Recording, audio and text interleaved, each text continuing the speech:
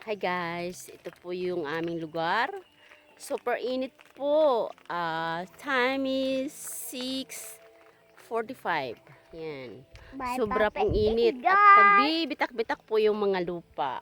At saka yung mga tao po dito nagtatyaga na lang sa tubig ilog. So puntahan po natin yung tubig ilog na yan na sinasabi nila na sila ay nakakaawa.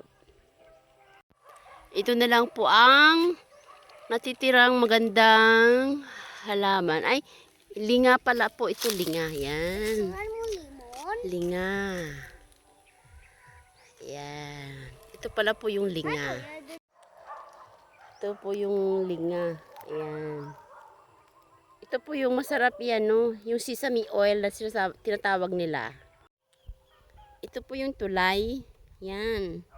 Tingnan niyo po yung tubig. Sobrang itim. Ayan. At saka yung ano. Ayan. Sobra po talaga ang init. Sobrang init po talaga. Umaabot po ng 46 degrees. Ayan po. Ayan.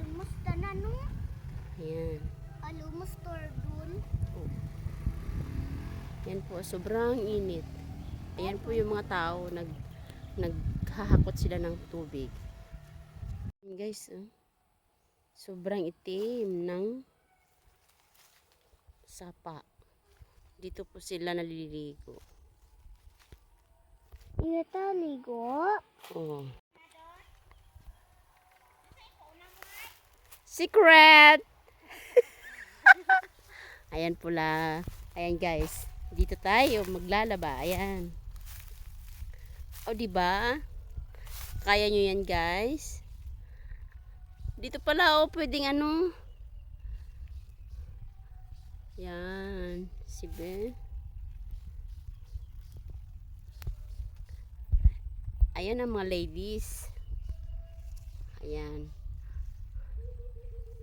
Friday ngayon kasi konti lang mga people. Sana bigyan sila ng pansin dito at mabigyan ng maraming tubig.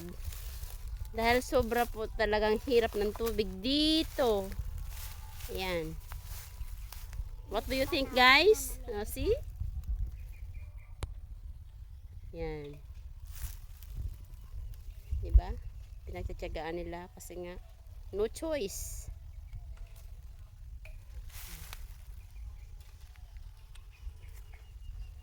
Ayan. Ito po yung kagubatan sa ilog.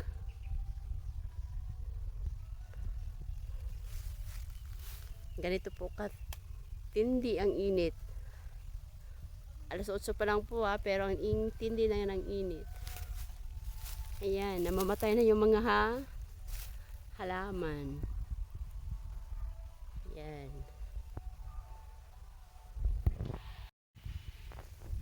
Ito siya guys, ang tubig. Maglalawlaw nga ako. Pero hindi siya guys mabaho. Hindi siya mabaho guys. Kaya lang ganito yung kulay kasi gawa nga ng mga dahon ng kawayan. Ayan. Ilog ito po. Ilog po ito guys pero tingnan nyo yung ano lupa. Grabe ang bitak oh. Ayan. Grabe ang bitak. Ayan ito. Tapos dun po sa dulo grabe ang itim. Ilog na po ito ha, pero ay hindi po pala ilog, sapa. Iba po ang ilog sa sapa. Pero tingnan niyo po, ang grabe ang bitak ng lupa. Yan. Grabe po yung bitak, ang lalim. Yan, ayun oh. Ayan, at saka yung mga munggo. Wala nang buhay. Natuyot na. Yan. Banlas na? Oh, see?